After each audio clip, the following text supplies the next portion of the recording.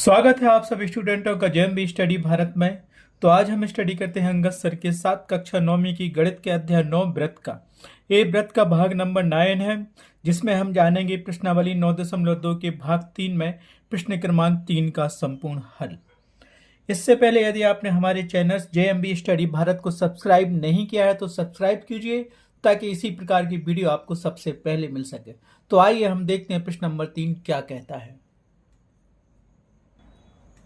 प्रश्न नंबर 3 है, यदि एक वृत्त की दो समान जीवाएं वृत्त के अंदर प्रतिच्छेद करें तो सिद्ध कीजिए कि प्रतिच्छेद बिंदु को केंद्र से मिलाने वाली रेखा जीवाओं से बराबर कोण बनाती है। सेम क्वेश्चन नंबर 2 की तरह ही है, उसमें हमें कुछ और सिद्ध करना था। जीवाओं के दोनों खंड सिद्ध करने थे, ऊपर और नीचे दोनों खंड, लेकिन यहाँ पे हमें उनके कोण बराबर सिद्ध करना है। सेम डायग्राम वही रहेगा, सब कुछ वैसे ही बनेगा, वैसे ही बिंदु पॉइंट दर्शा देना। छोटा सा क्वेश्चन है, क्वेश्चन इंपोर्टेंट है। इस प्रश्नावली का क्वेश्चन नंबर 1 और 3 बहुत ज्यादा इंपोर्टेंट है।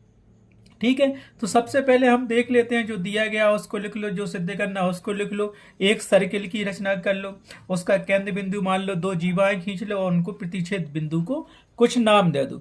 फिर जो हमें सिद्ध करना वो भी लिख लेते हैं। ठीक है, तो हमें यही दिया गया था कि एक वृत्त की दो समान जीवाएं वृत्त के अंदर प्रतिच्छेद करें तो प्रतिच्छेद बिंदु को केंद्र से मिलाने वाली रेखा जीवाओं से समान कोण बनाती है। ये पूरा दिया गया है। और हम अब क्या करेंगे, तो पहले तो हम एक वृत्त की रचना कर लेंगे, उसका केंद्र बिंदु मान लेंगे। केंद्र बिंदु हमेशा वो ही लेना, रचना करनी है। दो जीवाएं हैं जो समान दी गई हैं। ठीक है, तो ये एक वृत्त की रचना कर ली, और एक जीवा ये भी हमने ये खींच दी, दूसरी जीवा हमारे पास ये CD हो गई। अब वो क्वेश्चन क्या कह रहा था, प्रतिच्छेद बिंदु। इस प्रतिच्छेद बिंदु को हम P नाम दे देते हैं पिछले क्वेश्चन की तरह। ठीक है, वो केंद्र से, वृत्त के केंद्र से मिलाने वाली रेखा जीवाओं से समान कोण बनाती है। तो प्रतिच्छेद बिंदु को केंद्र से मिलाने वाली रेखा, तो ये प्रतिच्छेद बिंदु है P और एक वृत्त का केंद्र, इन दोनों को मिला दिया। वृत्त के केंद्र को हम O कहते हैं, मिलाने वाली रेखा जीवाओं से ये समान कोण बनाती है। ये वाला कोण, ये सिद्ध करना है कि ये कोण क्या है, समान बनाती है दोनों तरफ की। अब हम क्या करेंगे, रचना करते हैं। तो हमने क्या किया, लंब डाला था। लंब कैसा डाला था, ये वाला लंब। ये भी जीवा पे एक लंब डाला L, और इस जीवा पे हमने लंब डाला क्या, ये लंब डाला, इसको हमने दे दिया था M नाम। तो ये जो यहाँ पे एक कोण बनता है 90 अंश का बनता है, ये वाला, ये हमेशा बराबर होता है 90 अंश का। ठीक है, तो याद रखना, ये क्या है, ये जीवा बन गई, ये लंब डाल दिया और ये लंब डाल दिया। ठीक है, तो इस प्रकार से क्या बन गई, ये भी जीवा है और CD जीवा है। ये वृत्त का केंद्र O दिया है, O और P को मिला दिया प्रतिच्छेद बिंदु को। तो ये कोण हमें ज्ञात करना है, ये। और ये लंब डालते हैं केंद्र से किसी भी जीवा पर, तो वो समान दूरी पर होते हैं और ये कोण 90 अंश के बनते हैं। तो ए भी जीवा पे लंब डाला वृत्त के केंद्र से OL, और CD जीवा पर लंब डाला वृत्त के केंद्र से OM। तो ये दोनों बराबर होंगे पिछले क्वेश्चन की तरह। तो रचना की है, जो लिख लो हम जो कुछ दिया है। यहाँ पे दो जीवा है, माना कि दो जीवा AB और CD है। ठीक है, लिख लो उसको। तो हमें दिया क्या गया था कि ये जीवा AB बराबर CD बराबर है, सिद्ध करना है कि ये वाला कोण, तो OPL बराबर होगा कोण OPM के। ये हमें सिद्ध करना है। ठीक है, अब हम करेंगे रचना। रचना के लिए क्या किया हमने, AB जीवा पर लंब OL खींचा, और इस पे लंब क्या खींचा, CD जीवा पर OM लंब खींचा। तो OL लंब हो गया, ये लंब का निशान है उल्टा T का, कौन किस पे, AB जीवा पर, तथा CD जीवा पर क्या लंब है, OM CD जीवा पर लंब। ठीक है, लंब की बात जहां आती है तो जीवा पे जहां लंब टच करता है जिस बिंदु पर, वहां 90 अंश का कोण बनाता है, इस तरफ और इस तरफ। ऐसा इस पे बना 90 अंश का कोण यहाँ और यहाँ। तो हमें क्या त्रिभुज मिल गया, एक तो त्रिभुज मिल गया OPL, दूसरा त्रिभुज OPM त्रिभुज। इन दोनों त्रिभुजों को हम सर्वांग सम सिद्ध करेंगे, और फिर सिद्ध करेंगे कि ये कोण आपस में, कोण P इस तरफ का OPL तथा OPM कोण आपस में बराबर होंगे CPCT से। बस कुछ नहीं, इसमें थोड़ा सा ही सिद्ध करना है। देखो दिखा ना, OPL बराबर OPM, ये सिद्ध करना है। तो हम दो त्रिभुज ले लेंगे अब यहाँ से, बस दो त्रिभुजों की सर्वांग समता का नियम लगाएंगे। बिल्कुल पिछले क्वेश्चन की तरह ही ये पार्ट नंबर 1 दिया है, बस वही प्रूफ करना है और सीपीसीटी से ये प्रूफ हो जाएगा। ठीक है, अब चलते हैं नेक्स्ट पेज पर। तो क्या करेंगे, अब लगे हम दो त्रिभुज OPL तथा त्रिभुज OPM में AL बना हुआ है आपका। ठीक है, इन दोनों त्रिभुजों को हम क्या करेंगे, सर्वांग सम सिद्ध करेंगे। कैसे होंगे वो देखते हैं। सबसे पहले तो ये भी जीवा पर लंब था OL, तो यहाँ 90 अंश का कोण बना। ऐसी CD जीवा पर लंब था OM, तो यहाँ 90 अंश का कोण बना। तो यहाँ कोण से स्टार्ट करते हैं। तो यहाँ से क्या मिलेगा, क्योंकि हमें क्या मिल गया, कोण मिल गया, तो इसको करेंगे OLP AL कोण, और यहाँ से OMP M कोण बराबर होगा OMP बराबर होगा। क्यों बराबर होंगे दोनों कोण, क्योंकि दोनों 90 अंश के हैं। OL लंब है AB पर और OM लंब है CD पर, तो वैसा भी लिख सकते हो। तो यहां लिख लो दोनों क्या है, 90 डिग्री के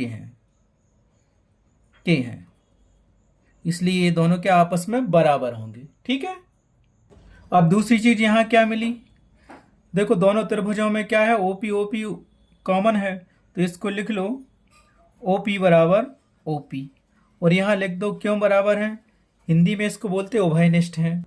आ गया, दोनों उभयनिष्ठ भुजा है। अब तीसरी चीज आपको वहां पे क्या मिलेगी, यहां पे ये कोण मिल गया, ये मिल गया हमारे पास। अब हमें क्या मिलेगा यहां से, बताओ। OL या LO बराबर होगा OM के, क्योंकि हमें वही देना है। तो यहां से क्या मिलेगा, OL बराबर होगा OM की। क्यों बराबर होगा, क्योंकि बराबर जीवाएं वृत्त के केंद्र से बराबर दूरी पर होती हैं या समान दूरी पर होती हैं। तो ये क्यों बराबर है, OL बराबर है OM से। O वृत्त का केंद्र बिंदु है और ये भी जीवा पर लंब डला OL और CD जीवा पर लंब डला OM। तो ये प्रमेय सीधा सीधा है, आता है कभी कभी ये प्रमेय। तो वृत्त की बराबर जीवाएं वृत्त के केंद्र से समान दूरी पर होती हैं, इसलिए OL बराबर OM की।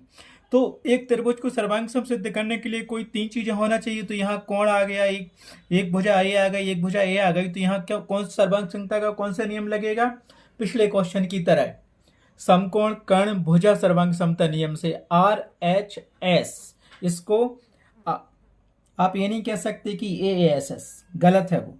इसको हम बोलेंगे समकोण कर्ण भुजा सर्वांग समता नियम से दोनों त्रिभुज क्या हो गए, सर्वांग सम हो गए।